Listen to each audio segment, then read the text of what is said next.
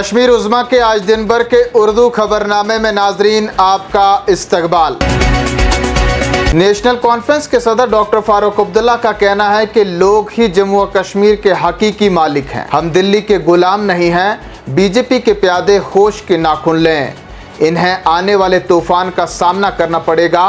उन्होंने आज अपने एक बयान में मजीद कहा कि बीजेपी लोगों को नौकरियां देने के वादे को पूरा करने में नाकाम रही है। हम भी देखेंगे कि वो जम्मू कश्मीर में सरकार कैसे बनाएंगे।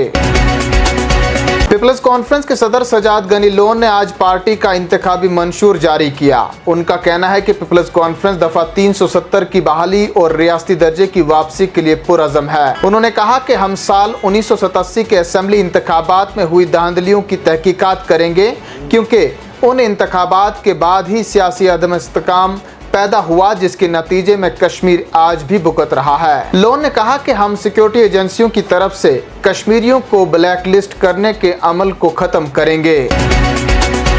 जम्मू और कश्मीर प्रदेश कांग्रेस कमेटी के सदर तारिक हमीद करा ने आज सेंट्रल शालटेंग से अपने कागजात नामजदगी दाखिल कराए।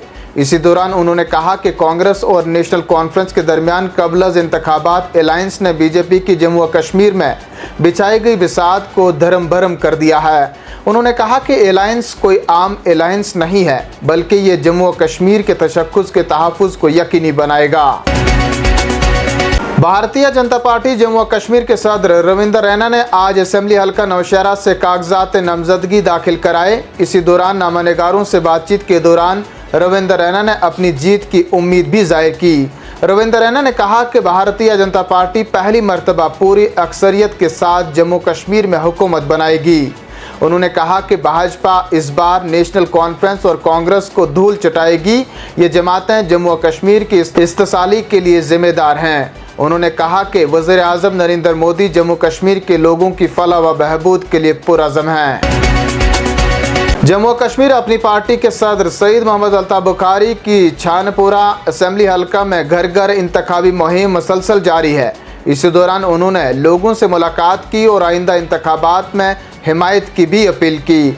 इसी दौरान अल्ताफ़ बुखारी ने कहा कि हम पुरुम्मीद हैं कि लोग हमारी जीत को यकीनी बनाएंगे। जमात इस्लामी से मुतल्लिक पूछे गए एक सवाल के जवाब में उन्होंने कहा कि ये एक खुशाइंद कदम है। अच्छी बात है कि जेलों में बंद लोगों को इलेक्शन लड़ने का मौका मिल रहा है।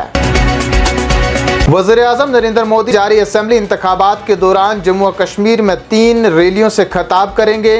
भारतीय जनता पार्टी के जनरल सेक्रेटरी अशोक कोल ने तस्दीक करते हुए कहा कि वज़ीर आज़म नरेंद्र मोदी जम्मू में 2 रैलियों का इनकाद करेंगे, जबकि कश्मीर में 1 रैली से खिताब करेंगे।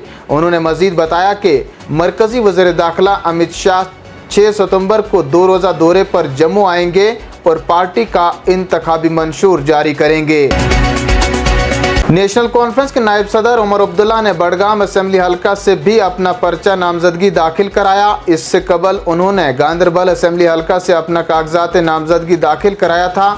इसी दौरान उन्होंने कहा कि नई कानून साज असेंबली गुज़श्ता 5 सालों में जम्मू कश्मीर के खिलाफ किए गए फैसलों के बारे में दुनिया को आगाह करेगी। उन्होंने कहा कि 2 तबकात से इलेक्शन लड़ना नेशनल कॉन्फ्रेंस की ताकत को जाहिर करता है। नेशनल कॉन्फ्रेंस और कांग्रेस के उम्मीदवार असेंबली इंतखाबात में जीत हासिल करेंगे।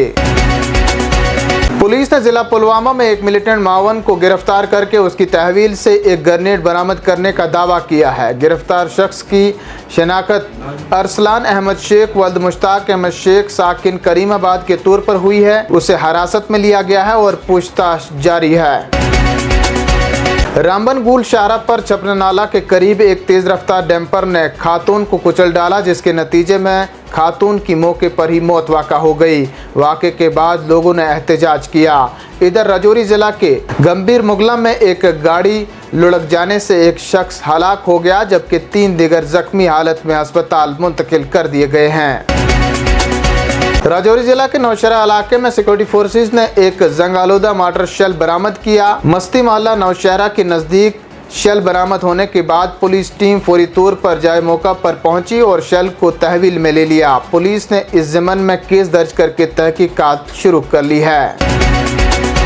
नाज़रीन, इन्हीं खबरों के साथ आज का शुमारा इख्तिताम को पहुंचता है। अपने मेज़बान शबीर वानी को दीजिए इजाज़त। देखते रहें कश्मीर उज़्मा।